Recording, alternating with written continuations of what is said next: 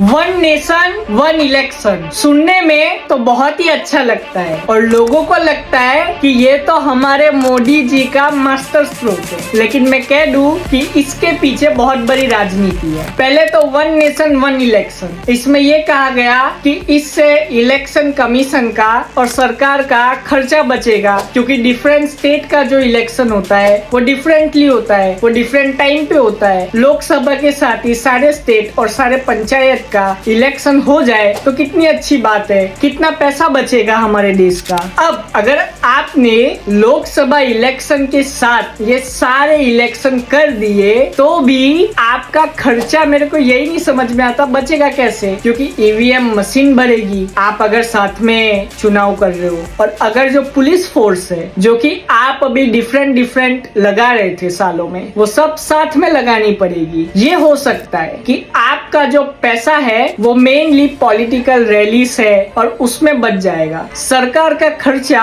हो सकता है कि जो लोकसभा में उन्होंने जितने भी जो पुलिस है और जितने भी मिलिट्री है जिसको अपॉइंट किया है बूथ पे, आपने देखा होगा जब आप वोट डालने जाते हो तो वहाँ पे मिलिट्री के लोग होते हैं जो कि बंदूक लेके खड़े होते हैं पोलिंग बूथ के बाहर। अब अगर लोकसभा और स्टेट इलेक्शन दोनों साथ में किए जाए तो शायद वो मिलिट्री वाले को एक ही बार वहाँ पे आना पड़े बूथ पे, वापस नहीं आना पड़ेगा, मतलब कि जब स्टेट इलेक्शन होगा, क्योंकि बार बार उनको वापस डिप्लॉय करना इतना इजी नहीं होता और उसका खर्चा भी लगता है, सरकार को एक्स्ट्रा पैसे देने पड़ते हैं। इसीलिए सरकार ये सोच रही है। वहीं पे अनुराग ठाकुर जी ने कहा कि 1962 से पहले तो स्टेट और लोकसभा के इलेक्शन साथ में ही होते थे, ये तो 1962 के बाद स्टेट के इलेक्शन और लोकसभा के इलेक्शन डिफरेंटली होने लगे। मल्लिकार्जुन खड़गे जी जो कि कांग्रेस के प्रेसिडेंट हैं, उन्होंने तो कह दिया कि ऐसे डेमोक्रेसी नहीं चलने वाली और हम इस बिल का विरोध करेंगे। और यहाँ पे डीएमके जो पार्टी है जो कि तमिलनाडु में रूलिंग कर रही है, उन्होंने तो लोकसभा इलेक्शन के अपने मैनिफेस्टो में ही कह दिया था कि अगर इंडिया अलायंस की सरकार बनी तो ये वन नेशन वन इलेक्शन वाला जो बिल है उसको वो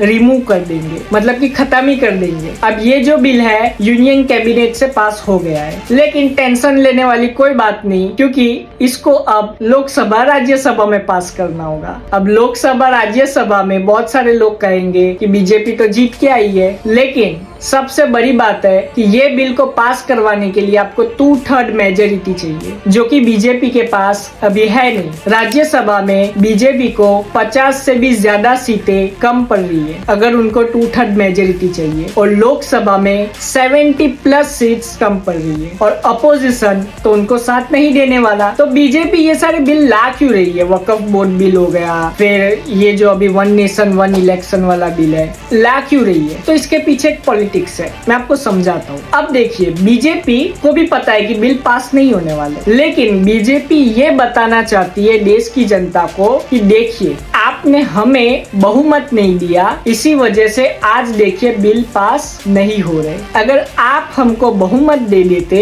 तो हम सारे के सारे बिल पास करवा सकते थे, ना ही किसी पे हमको निर्भर रहना पड़ता, जैसे कि अभी जेडीयू और टीडीपी पे बीजेपी को निर्भर रहना पड़ता है। यही मैसेज देना चाहती है। उनको स्टेट इलेक्शन में तो फायदा होगा ही, जो कि आगे आने वाले हैं। साथ ही में जो स्टेट के चीफ मिनिस्टर है वो अपनी कुर्सी छोड़ेंगे पहले, मतलब वक्त से पहले क्या छोड़ने वाले, वो बहुत बड़ी बात है। अब आगे जाए तो बीजेपी ये जो बिल ला रही है वो कुछ अभी पास करवाने के लिए नहीं ला रही, वो 2029 के इलेक्शन के लिए ला रही है, ताकि 2029 में जब इलेक्शन आए तब मोदी जी ये कह पाए देशवासियों को कि देखिए जितने भी इम्पोर्टेंट बिल थे जो कि हमने वादे किए थे हमारे मैनिफेस्टो में, हम वो सारे बिल लोकसभा और राज्यसभा में पेश तो किए, लेकिन हमारे पास मेजोरिटी नहीं थी, इसीलिए हम पास नहीं करवा पाए। तो ये बार हमको 350 या 300 से ज्यादा सीट देना, जिससे कि सारे बिल अच्छे से पास करवा पाए हम लोग। यही है पीछे का पूरा